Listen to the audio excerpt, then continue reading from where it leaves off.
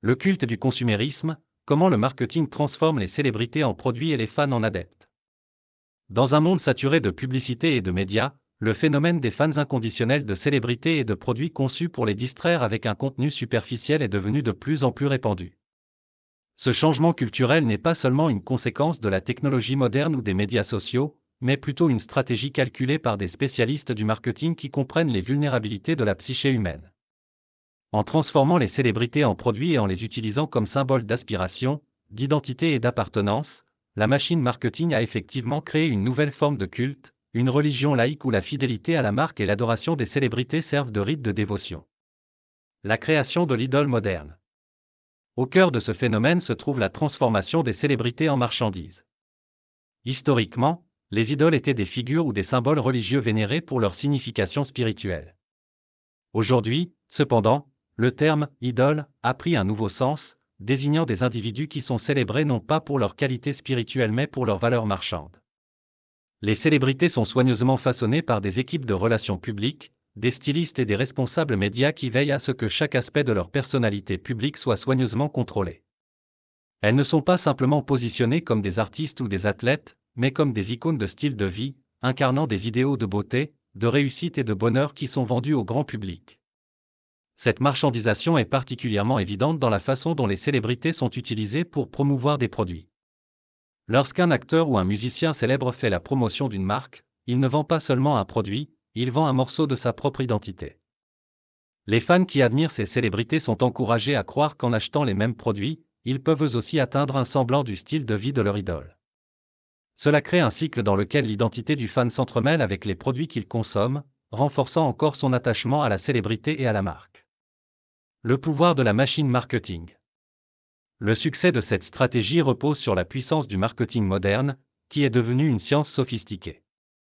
Les spécialistes du marketing comprennent que les êtres humains sont animés par des besoins psychologiques profondément ancrés, comme le besoin d'acceptation sociale, d'estime de soi et de sens de la vie. En alignant les célébrités sur ces besoins, les spécialistes du marketing créent des liens émotionnels puissants entre le consommateur et le produit. Prenons par exemple la manière dont les produits de beauté sont commercialisés en utilisant des mannequins et des actrices qui incarnent les normes de beauté de la société. Le message implicite est clair, l'utilisation de ces produits permettra au consommateur de ressembler davantage à la célébrité admirée, satisfaisant ainsi son désir de beauté et de validation sociale.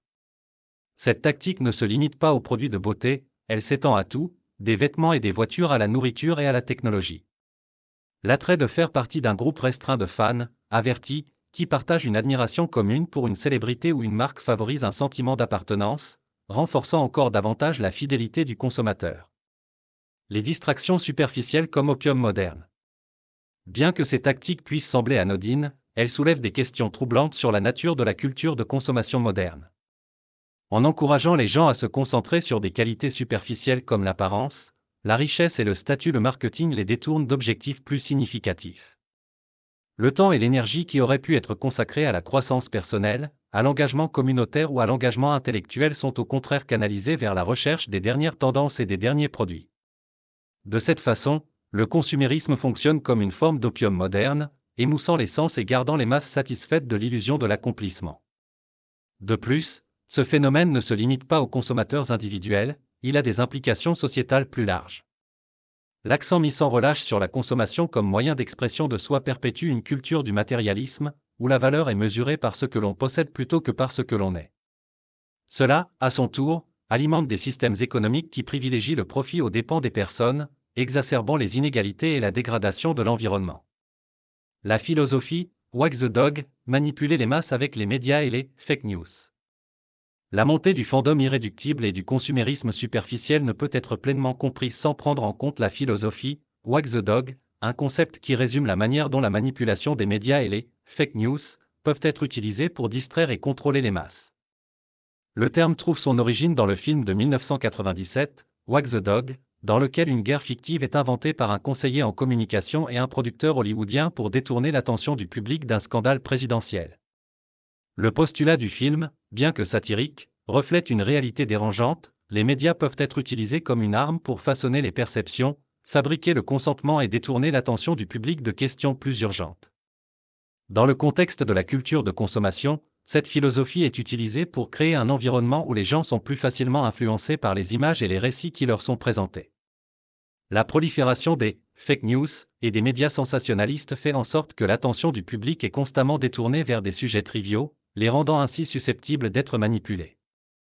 En inondant le paysage médiatique de potins sur les célébrités, de tendances virales et de controverses fabriquées, les spécialistes du marketing et les magnats des médias maintiennent l'attention du public avec un contenu superficiel, étouffant ainsi des questions plus substantielles qui pourraient provoquer une réflexion critique ou une action significative. Cette manipulation s'étend à la manière dont les produits et les célébrités sont commercialisés. En créant des récits artificiels autour de la vie d'une célébrité, qu'il s'agisse d'une querelle soigneusement mise en scène, d'une relation amoureuse ou d'un scandale, les spécialistes du marketing maintiennent les fans accrochés, s'assurant qu'ils restent émotionnellement investis dans l'histoire de la célébrité. Cet investissement émotionnel se traduit par une plus grande volonté d'acheter des produits associés à la célébrité, car les fans cherchent à se connecter au récit à un niveau personnel. De cette façon, la stratégie de distraction et de manipulation, Wag the Dog, est parfaitement intégrée dans le tissu de la culture de consommation, transformant le fandom en un outil de profit. La machine à laver le cerveau des médias sociaux et la montée du technoféodalisme. Le rôle des médias sociaux dans cet écosystème ne peut être surestimé. Ce qui était autrefois un outil pour connecter les gens est désormais devenu une puissante machine à laver le cerveau, exploitée par un petit groupe de technoféodalistes qui exercent un contrôle sans précédent sur la communication mondiale. Ces géants de la technologie, qui contrôlent les plateformes sur lesquelles se déroule une grande partie du discours moderne, ont créé des algorithmes conçus pour maintenir l'engagement des utilisateurs en leur fournissant du contenu qui correspond à leurs préférences, à leurs préjugés et à leurs déclencheurs émotionnels. Cela crée des chambres d'écho où les gens sont constamment bombardés d'informations qui renforcent leurs croyances et leurs désirs existants, les rendant plus vulnérables au marketing et à la manipulation. Les plateformes de médias sociaux se nourrissent d'attention, et plus le contenu est sensationnel, émotionnel ou polarisant, plus il a de chances de capter et de retenir cette attention.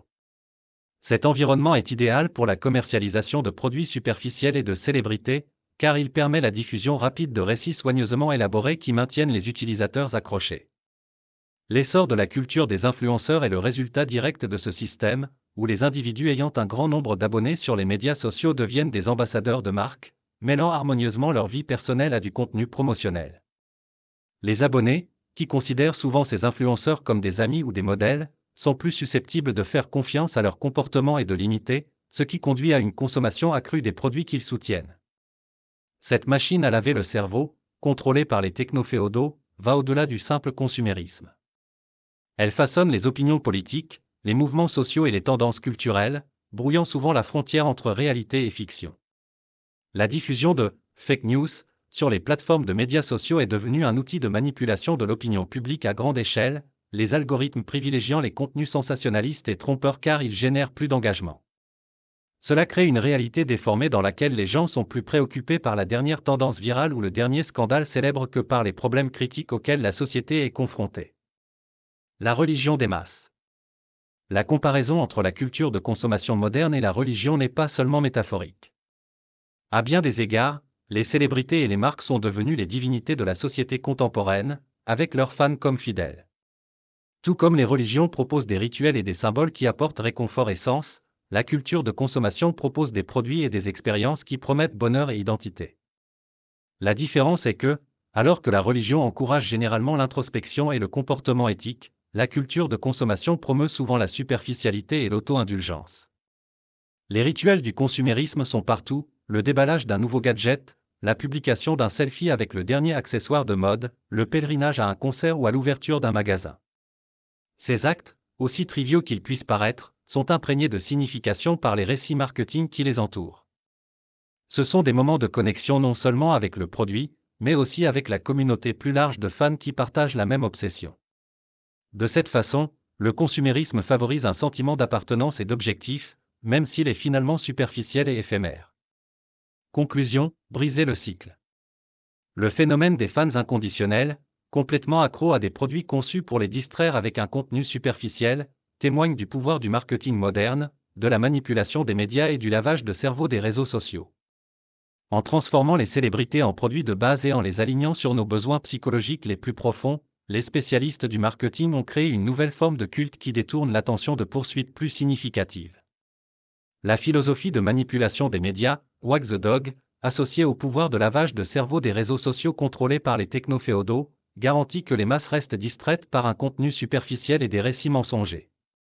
Pour sortir de ce cycle, il faut un effort conscient pour résister à l'attrait séduisant de la culture de consommation et aux tactiques de manipulation des médias et des plateformes sociales. Cela signifie remettre en question les messages dont nous sommes bombardés quotidiennement et rechercher des moyens plus significatifs de définir nos identités et nos valeurs. En fin de compte, il s'agit de reconquérir notre autonomie face aux forces qui cherchent à marchandiser chaque aspect de nos vies, en reconnaissant que le véritable épanouissement ne vient pas de ce que nous consommons, mais de qui nous sommes et de ce que nous apportons au monde.